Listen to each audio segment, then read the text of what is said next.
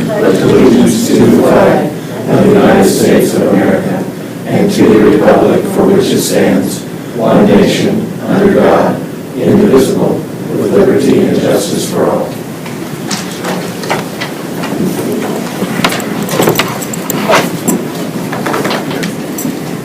Madam President, I make a motion that we appoint Roy Cessna as temporary board clerk. Second. Is there any discussion? All in favor, please raise your hand. Any opposed, same sign. Motion carried. Congratulations, Mr. Sessom. Yeah, thanks. All right, we'll move ahead to the approval of the agenda. Madam President, I make a motion we approve the agenda with the following amendments: additional certified and classified personnel actions, item E3, and remove item E5B, contract between Russell Child Development and Unified School District 457, and present as item H1 under new business. Is there a second? Okay, seconded by Mark. Is there any discussion? All in favor, please raise your hand. Any opposed, same sign. That motion carried. It does not appear that there are any public comments or delegations this evening. We'll move on to the consent agenda. Madam President, make a motion we approve the consent agenda as previously amended. Is there a second? Seconded by Mark. Is there any discussion? All in favor, please raise your hand. Any opposed, same sign. That motion carried. And we're moving on to our first discussion item, which is the curriculum report, virtual school proposal. Mr. Ron? The screens are coming up here, everybody.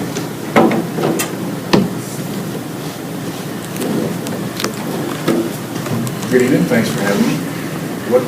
What we're trying to do is to bring in our own virtual school. And not so much to be in competition with other virtual schools in the area, but there's just no reason for us not to do this ourselves. And as you'll see, I hope, push the right buttons.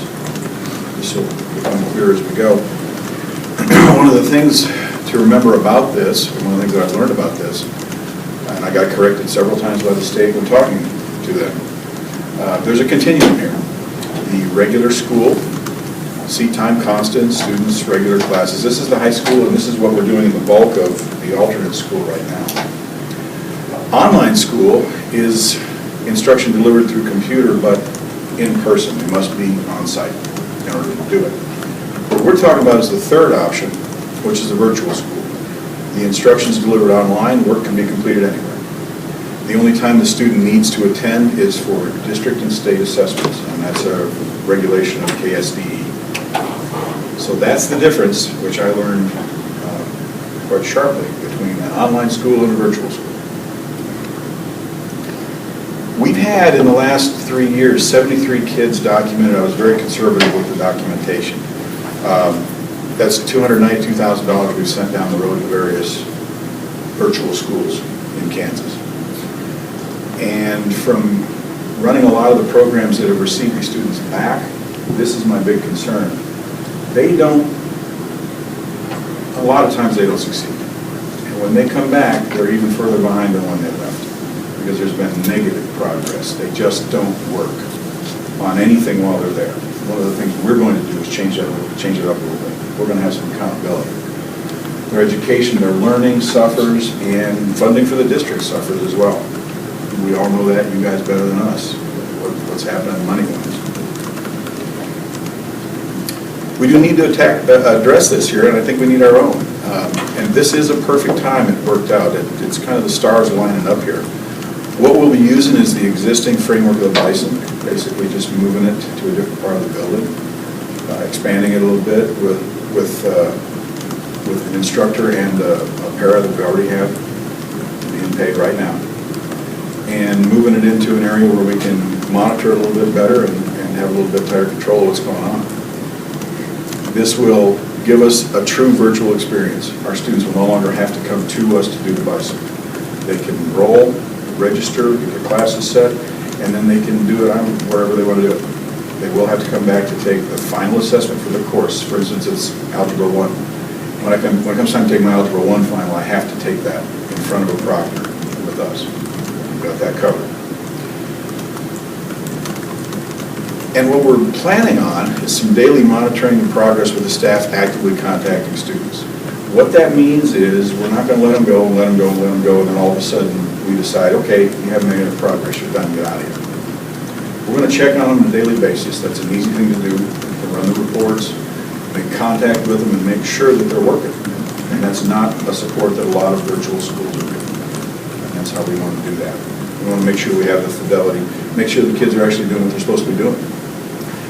I just stuck that last line on. At 21 students, even though the positions are already being paid for, at 21 students, it pays for those again. And meanwhile, back at the ranch, we've got a problem that we can actually turn to our advantage. The Juvenile Justice Authority people have lost the ability to support or conduct their half of the option program. It's done. As a matter of fact, we have to vacate the building that we're in right now out there at the option by the end of June. What that frees up are the 2 existing positions. And it's really not, I mean, like I said, the stars kind of lined up on this one, really. Where we're at right now, the kids who are left at the option are ready to cycle back. They were heading back to where they were going to be ready to head back to where they came from. Their originating schools, wherever, or maybe their long term is up at the end of this semester anyway. So it really does work out well for that. The 2 people out there are currently using, it used to be E2020, now it's Edgenuity. They changed the name, same program, different name. And they're very, very skilled with it. They're using it now, so this will be pretty much a seamless transfer for them. Costs and resources, we've already got the 2 people. One of them is a SPED position, Dr. Johnson, so we're going to be allowed to deliver services through the virtual environment to IEP students. One of them is ELL K-12 certified, so we can address ESL minutes as well. SysOp's already there in the building. I'm sharing with Garfield, but he's already there helping us. Rooms are ready and waiting. Technology support is available, and Chris Sisk is already working with us on developing the monitoring tools to make sure we can do this right. And Darren told me today, or was it today or Friday, that we have a reconfiguring of licenses thanks to Debbie Zimmerman for a $23,000 savings on our Edgenuity bill, which is going to help quite a bit too. We do have some needs. We need to put in a security camera back there. You're going to be using 107 and 108. I'd like to use those 2. It keeps this back away. Come back to that in a minute, but it keeps us back away from regular high school students. And what that camera will do is to let us put a buzzer on the door. We can admit people in there for checks, for tutoring, for whatever information they need. They're registered class, take a final assessment, take their state assessment. Moving it back to what is the southwest corner of the building, it increases security of all students in all parts of the building. Right now I have a situation where the Bison program exists inside of a high school classroom, basically. So if somebody my age wants to sign up and complete their diploma with the Bison program, they're walking right through a room full of my teenagers into this lab. And it's kind of iffy. I'd rather not have that happen. Nothing's happened yet. Who knows if it ever would. That's why the door is necessary. Students are local. These are our kids. I'd like to start keeping them here. I'd like to start seeing them continue their education here. If this is a different part of the continuum that they want to be on, let's provide it for them here. They can make contact. They're in person, on-site tutoring, monitoring. The last one really is the key for me on this slide. The way we're looking at this is if a person comes to us and is not making any progress, we're not going to let them go and let them go and let them go and then turf them out and send them back home. They're already home. If If they haven't made any kind of progress in a period of about 2 weeks, we're going to start talking to them and finding out, do you need to be put back where you came from? If they came to us from the regular high school, they can slide right back out there and start them again. If they come to us from my other part of the building, that's pretty seamless as well. We just want to make sure that we don't have these kids that I get sometimes who've gone down the road to another program somewhere, signed in with every good intention of doing some work, and weeks and months later, no work's done. So it comes time, they drop them, move them back to us. And then we start remediating, and they keep falling further and further behind.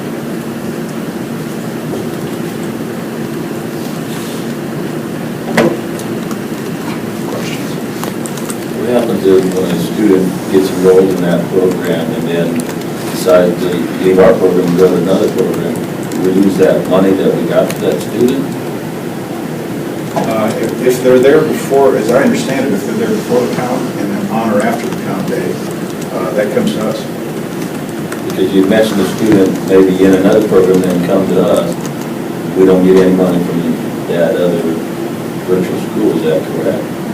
Well, again, as I understand it, if they're with us, Depending on the count. if they're with us at the count time on the 20th, then they're ours. And where we've been a lot of times in the past, I'm not trying to say anything negative, but where we've been in the past is a lot of times, for some odd reason, that date to turf them out for no progress seems to happen shortly after the count dates.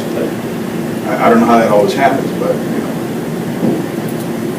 So I think this is going to keep that here. If we're talking strictly dollars, why not keep it here? But I'm more concerned about keeping my kids here instead of getting them back after months and months of zero progress, and we're starting all over. Some of the things that my kids need to learn are tough for them to learn under the best of conditions. If they're down the road somewhere and have had months of sitting on the couch watching Oprah instead of doing their algebra, that's not helping things. Sure. Well, of the other virtual schools in the state, how many are run by a district? Most, if not all, yeah. And do you anticipate, for lack of a better way to describe it, advertising to kids outside the district area to get outside participants? Well, in filling out the paperwork today and last week to send to the state, we're concentrating on our own kids here. Some of these programs get very, very large, taking in people from all over. And I think if you have a quality program, there's nothing wrong with that down the road. For right now, what I'd like to do is to see us fix the problem for our 4, 5, 7 kids. One of these programs that we talked to has 750 people in it, 750 students running out of a virtual school environment from all over creation. Were they all inside the state? They were inside the state, yes, I believe. So some of these get rather large. Again, once the program is in place, once the methods and procedures are in place, this can accommodate quite a few more people than we're using those 2 positions for now. And those kids are all high school kids that are on a virtual school, or they could be any kid? Well, this will also keep our returning students involved. That's why we're calling it a bigger, better bison, if you will. The bison still offers a diploma to anybody who doesn't have a diploma. Whether you're 19 or whether you're 70, you can come and get a diploma with us. But this will predominantly, we're concentrating on 9-12 to start.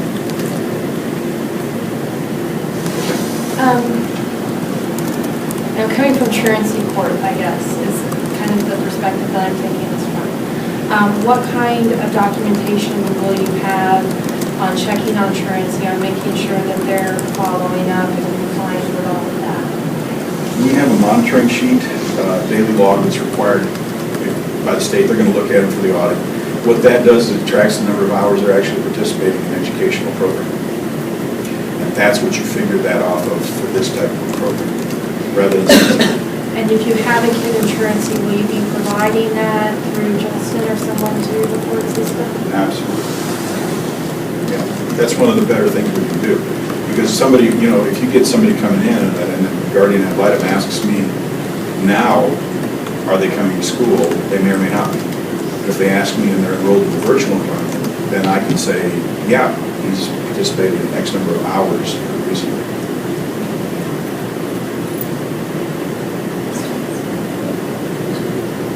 I did have a question.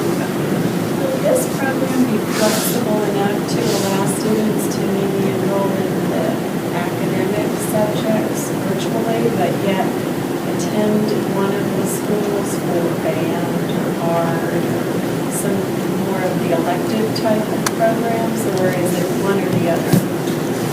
From what I understand right now, it's one or the other. And the reason for that is when you are enrolled this way, I don't think you can split out for the purposes of the count. I mean, help me out here. I believe you're correct. I think that, see, because we get a virtual student generated, there's no modifiers. It's a flat, what is it, 4,000? Give or take. Yeah, it's a flat. Whereas 105% of the base state. Exactly. So you're going to get 140, 105%, one way or the other. It's not something that we couldn't look into doing as an enrichment thing. You could do that now as an online Sure. program as opposed to a virtual school. Take your coursework over a computer and then band or whatever electives, but it wouldn't be the virtual school. This doesn't keep a student at the high school from taking the bulk or most or all of their classes with Edgenuity there and then participating in whatever there. This doesn't stop that from happening. That can still happen. They'll still have a lab, they'll still have licenses and computers. I just see this as a really attractive option for those people who would like to have homeschool, basically, their children, but have the advantage of using some of the services of the district for the electives. And, you know, I think some people prefer to have their students at home for the bulk of their education and just have them there for some of it. But it seems as though if the only reason is the reimbursement or the financial part of it, that really that's a decision we could adjust or something if this takes off, because this is 9 to 12 right now, but isn't it possible to eventually extend this to lower grade levels? Absolutely.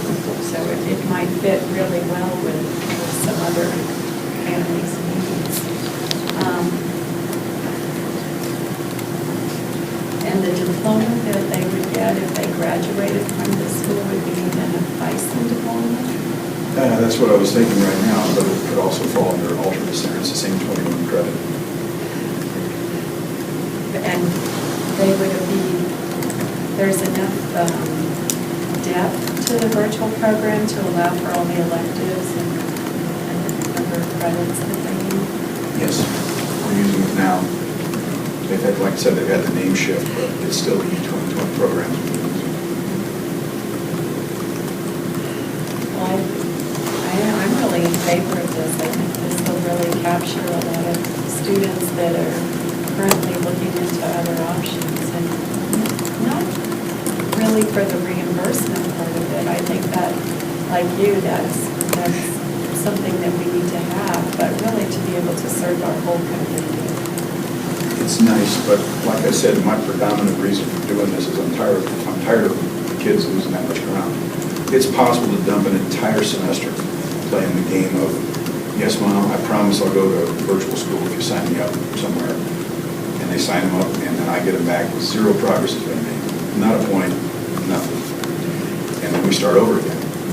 That's my biggest concern. That's really why we're doing this.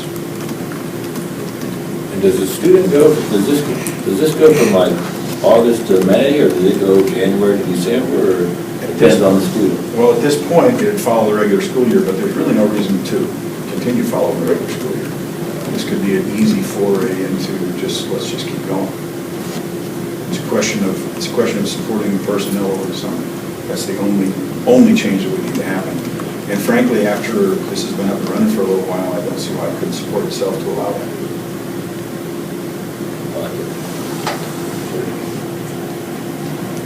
I think it's a great idea with the component of you checking up, and if there's no progress being made after 2 weeks, because I know there's some that have a tutor that come into the library, the public library, and you're still not finding out what they're doing.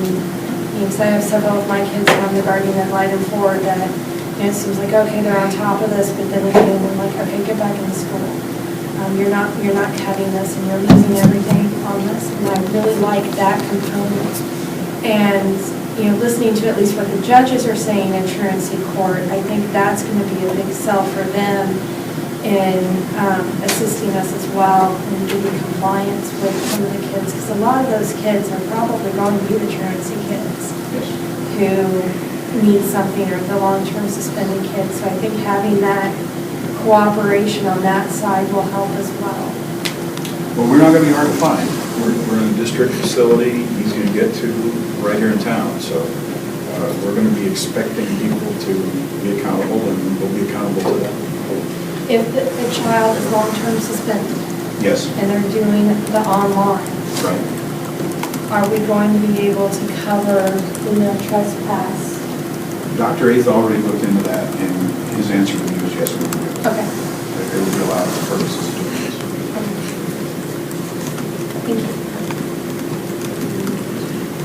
Well, I think this is really exciting. I mean, I think that we are now moving into an area where we can really reach out to a lot of additional students and really serve our community. This is exactly what a lot of colleges have done in the last 10 years or so. And you look at the University of Phoenix online, that whole program is like that. And I think this is the way education is moving. So it's pretty exciting for going forward to be able to do that. One of the things that Mr. Ron alluded to was the funding for the program, which ultimately is going to be a critical component of this, is going to be based on our level of participation next fall. When we get to the count date, we're right now working through the process with the State Department. There is a process that we have to go through in order to be approved and to offer virtual school opportunities. I don't know that is there a hard and fast deadline with that?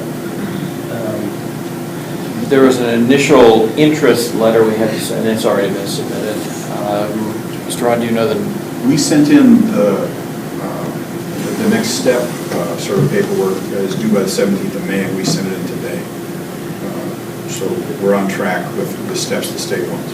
So in terms of asking the board to take action on this, I don't know that we have to have action from you today, but we will be wanting to get an endorsement of moving ahead with this concept, probably if not tonight at the next meeting, just so we can get the pieces in place so we can be functioning with, I'm sure we're not going to be operating full speed ahead that first year, but anything we do is going to be beneficial to get the program off the ground. So there's never a great time to start anything, but we're a little bit behind probably in terms of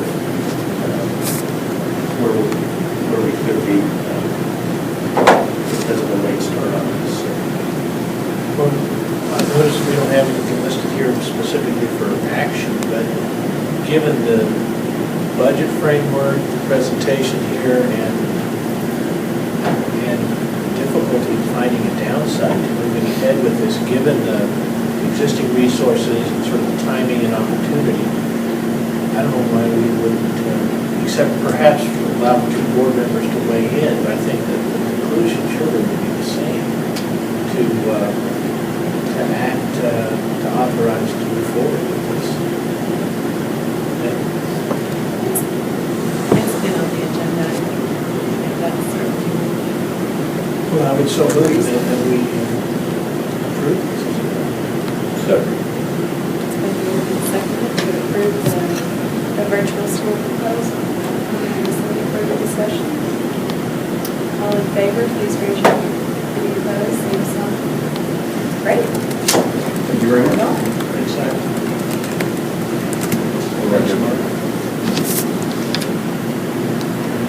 Want to shut it off? Yeah, that's fine.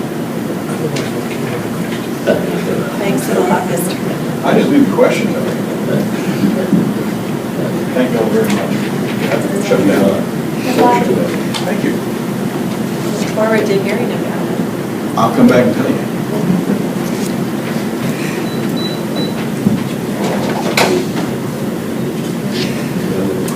Looks like we'll be moving on to the 5-year strategic plan, first board initiative, student achievement discussion.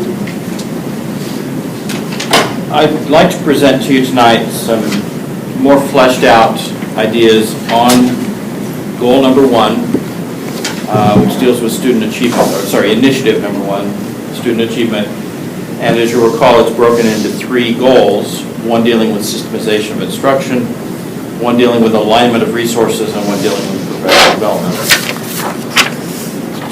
So I'd just like to go through these. If you have questions, please feel free to stop and ask. Goal 1.1 deals with developing a written curriculum. This is a bit of an unusual time. We've got the Common Core coming, which of course you already know, reading, English language arts, math. But we also have new standards coming in science. We have new standards recently approved in social studies. So in all core areas, we have new standards, and we will need to write new curriculum to update what is coming from the state. This is, of course, our primary mission, to deliver instruction to kids. We've got new state assessments. In fact, we're going to have 3 different state assessments measuring 3 different things in 3 different years. So there's not even going to be consistency in that between this year and then over the following 2. In terms of indicators of success, and I've included this on the sheet that I've given you as an idea of how we might measure our progress. It's not meant to be an all-inclusive list, but an idea of the kinds of things that we might look at. And if you have suggestions or ideas, we would certainly add to this. But in terms of 1.1, developing the written curriculum, that written curriculum itself will be an indicator of our success. We will have written documentation of all of these curricular areas that we would be able to provide. In addition to that, there's walkthrough data that we'll be able to use to measure the fidelity of the implementation. So we have the written curriculum. We'll have people going in classrooms to look and see, is it being implemented with fidelity? And those ultimately should result in improved assessment scores once we have kind of settled into what the assessment's going to be like, which will be still a couple of years down the road. Can I ask a question on that? Of course. Are we going to be able to track this longitudinally so that we know, like over time, that this curriculum is meshing with what our requirements are? So, it seems like we're going to have 3 different assessments, 3 different years. That'll be difficult. Right. After that. This 3-year period will be very difficult to do that with, although the state's telling us they're working on a formula that should, they say, equate these, but we'll wait and see what that looks like. This is the last year of the old state assessment. The state is writing a new assessment aligned to Common Core for next year, but it's the state's version of it. It'll be used only next year, and then will become what's called an interim assessment, or a formative assessment in the following years. And then the year after that, 14-15, is when the official Common Core assessment comes online. So we'll be able to adjust to make things work better for them. We should be able to, and then once we get that, once the Smarter Balanced assessment is in place, then it should be the same year to year, and we should be able to measure progress a little more straightforward way.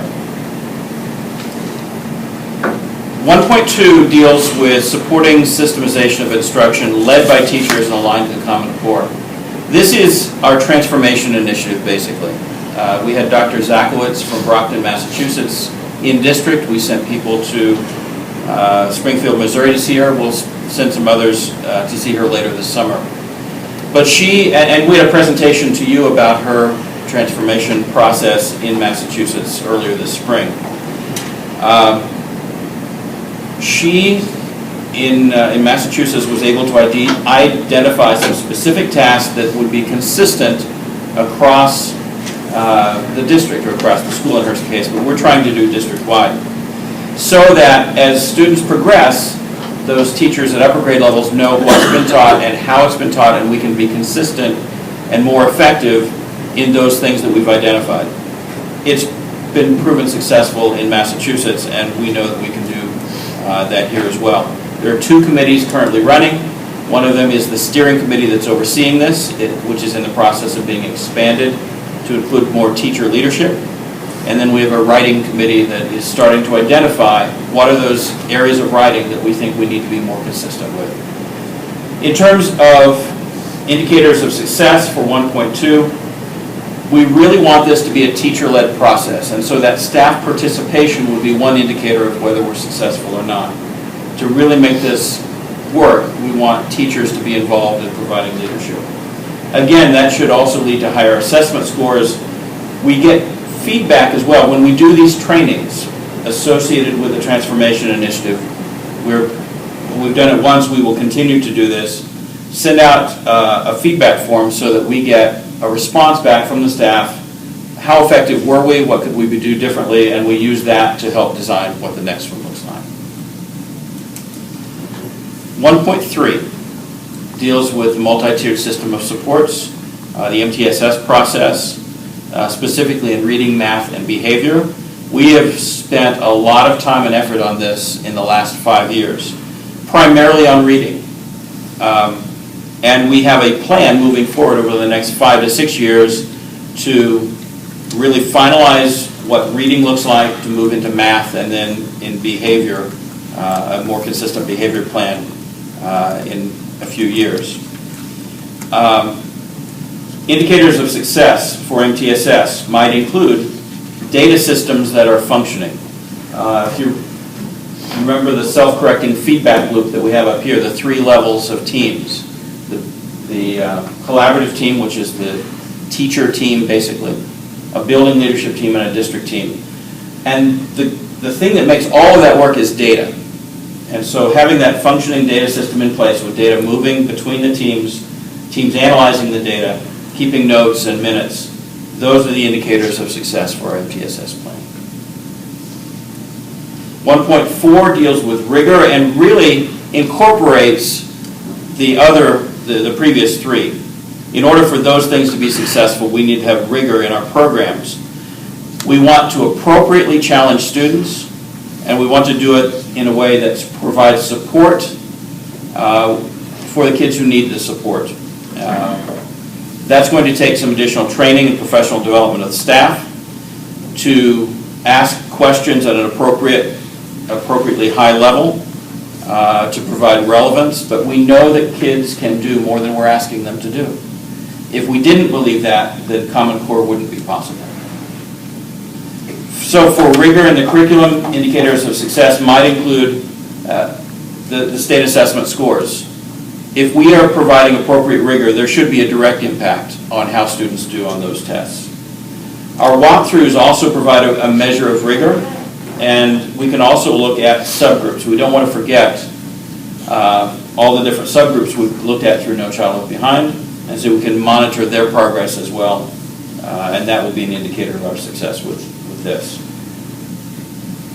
1.5, readiness of students to move forward. Really, this one started with our kindergarten committee and the first grade readiness group that reported back to you very recently. And that so far has been a positive teacher-led effort, and it's been a success so far. We would like to expand that now to other grades to increase parent communication, participation, and indicators of success there would include the actual documents that we can develop, would include surveys that we give to parents about their perceptions of how they have been involved. And we are also contacting, and this is already in the plans for the fall, the Kansas Parent Involvement Resource Center, KPERC, to work with us on more parent involvement. Will this particular one kind of incorporate the governor's initiative? Yeah, it sure will. Regarding first grade? Yeah, it sure will. Moving on to Goal 2, maximizing alignment of resources to meet the needs of all students leading to high achievement. 2.1 is pretty straightforward. That is, increase the number and percentage of teachers who hold endorsements in working with students who are English language learners and in special education. We've got to meet the needs of all students. I tried to allude to that earlier. And what we do with these students really is good teaching, and it's good for all teachers. We want to have a greater understanding of the needs of individual students and the learning process that they go through. Indicators of success, again, this is pretty straightforward. The number and percent of endorsements that we have on the staff and the support that we can provide as a district to help teachers get those endorsements.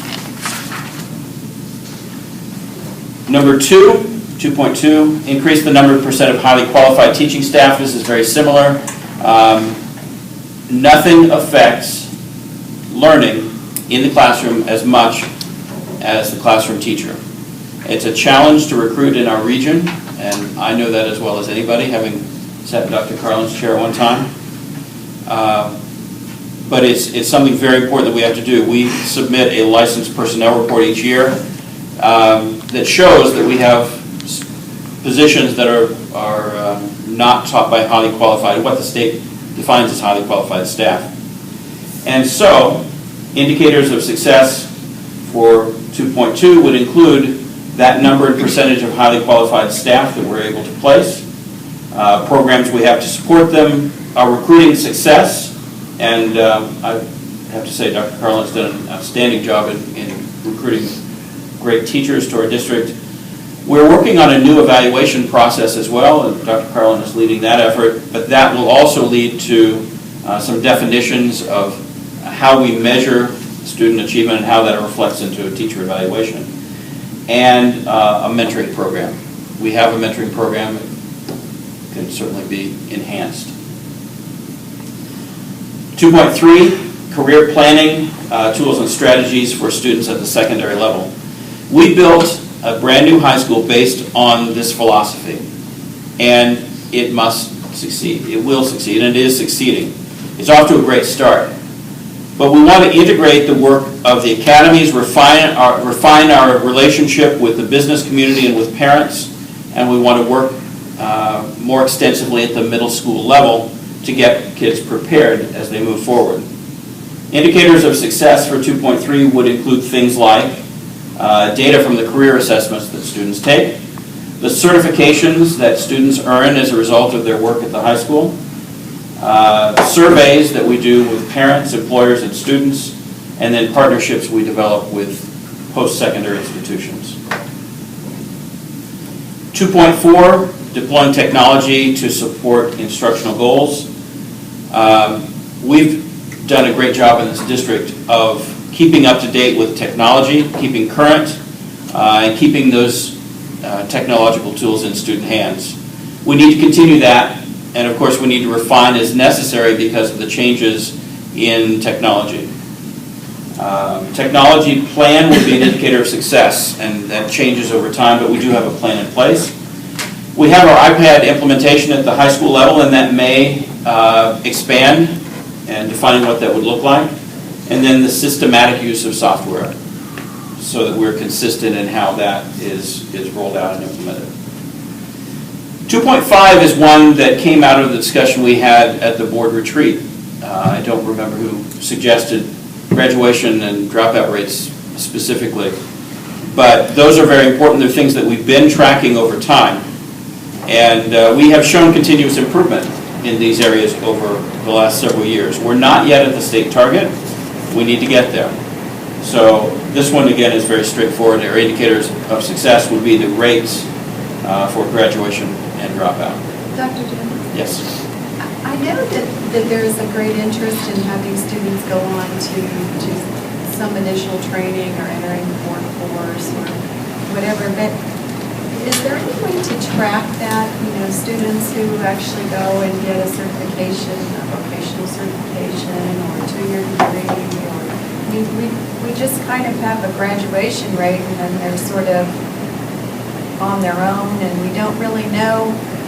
We don't have any way to track that what we're doing at our level is actually resulting in them being able to get that degree or to get that certification or to hold that job.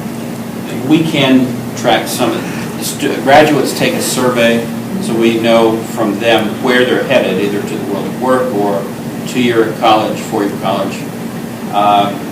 The state has developed a site called SEEK, and it's an acronym, I forgot what it stands for, but they have data on there too about participation in college and success rate in college. So yes, there are some things we can track there. Because I think it would be really helpful to us in maybe modifying things at our level so that they do go on and they are successful, because that's really what we're preparing them for. And the follow-through of that, I think we're not able to actually see yet. That's a great suggestion. Another thing, as I recall, our graduation rate, we had a discussion on that at a retreat, and we wanted to follow not only the state numbers, but our own numbers. Right. Since there were some kids that graduated in 6 years, and we call that a success, and the state doesn't.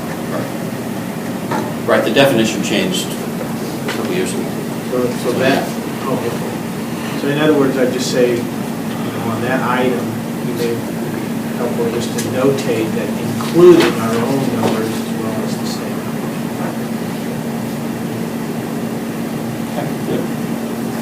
I have a question with regard to it. I'm not sure if this is the right section to put something in, but we're talking about ESL and special education.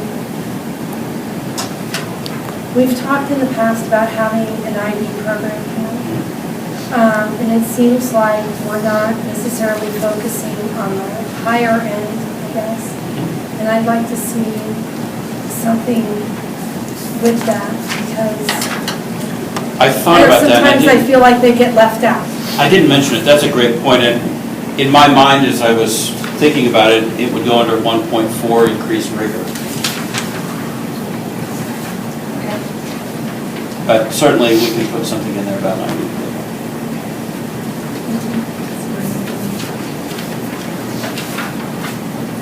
The final section deals with ongoing professional development. 3.1 deals with professional learning communities. This is very closely related to our MTSS goal. PLC is basically that teacher level work group. It's used for data work, it's used for planning, it's used for peer feedback, and it's used for professional development.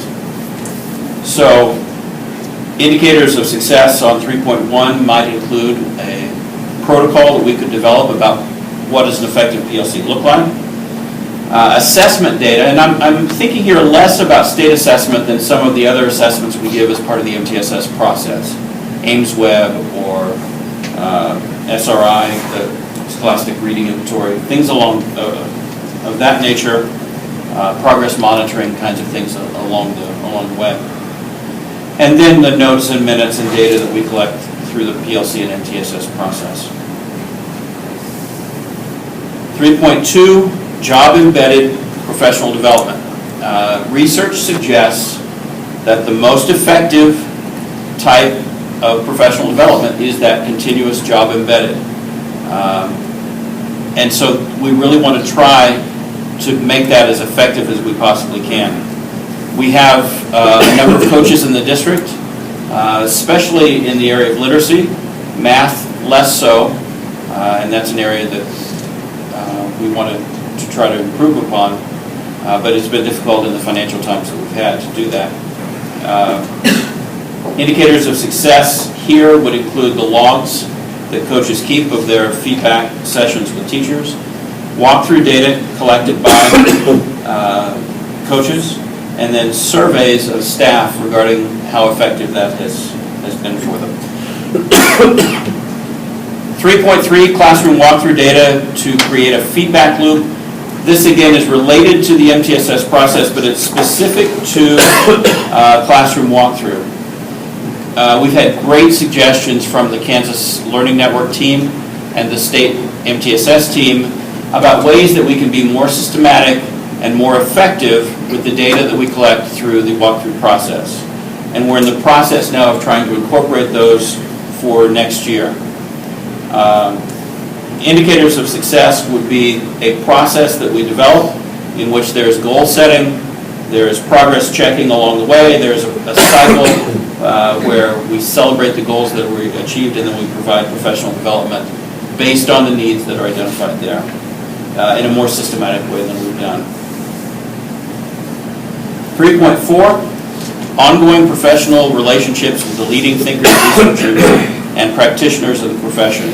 We've benefited greatly from our association and relationship with a number of top professionals. We want to continue and enhance that. A number of nationally prominent figures have come to Garden City to the benefit of our staff and our students.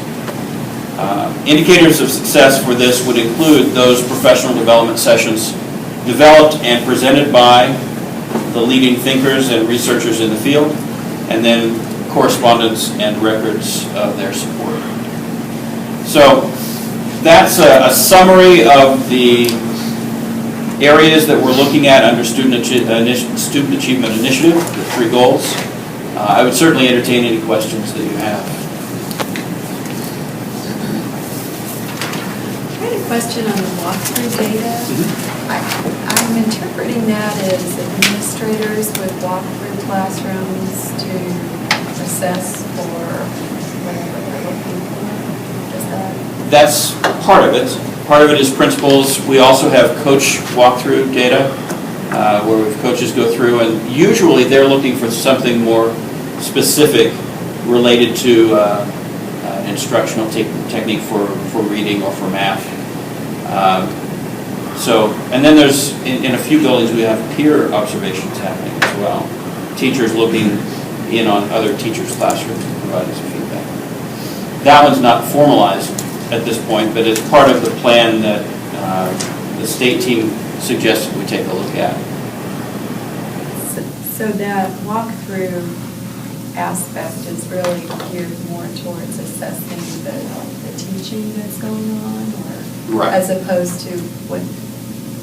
Well, it really looks at both sides. It looks at whether the teaching behavior is happening, and it looks at the learning behaviors that are happening, and is there alignment there?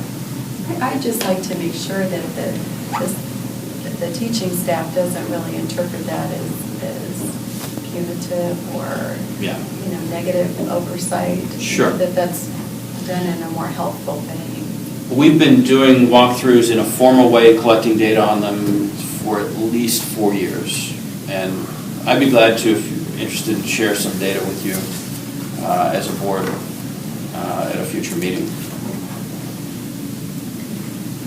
Any questions? Just kind of curious, not being a teacher in that environment, but sometimes in other arenas we want to encourage creativity and sort of individual development consistent with the curriculum, but in a professional learning community, I'm just wondering, is there any work that we do to sort of reward or challenge or encourage teachers to basically lay out their innovations or their new approaches? That's kind of one question. And then the other question is just recognizing people are different. And their learning styles are different and their teaching styles are different. So to what extent do we in this approach help identify and build upon strengths that can... Part of what we wanted to do is identify those things which are important that we have consistently and that are done in a consistent way. In no way do we want to say, or could we reasonably say, that teachers need to be in lockstep on everything. As you indicated, teachers are individuals, they have their own styles, and that's a strength that they bring to the classroom. So part of the PLC process is that collaboration back and forth, sharing of ideas. I don't know that we do a great job of rewarding that necessarily, but I hope that shows up in our data as well, both the classroom walkthrough data and in the assessment data in the end.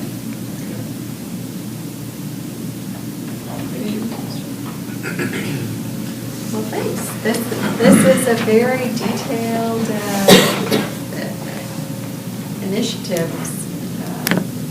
set of initiatives here, and I think it's really going to help us define what we're looking for, but it's also going to hold us to a much higher standard too, because we're now saying exactly what we want to achieve. So I think it's ambitious, but it's really a good time to be doing that. I think that we're coming on. Great job. Thank you.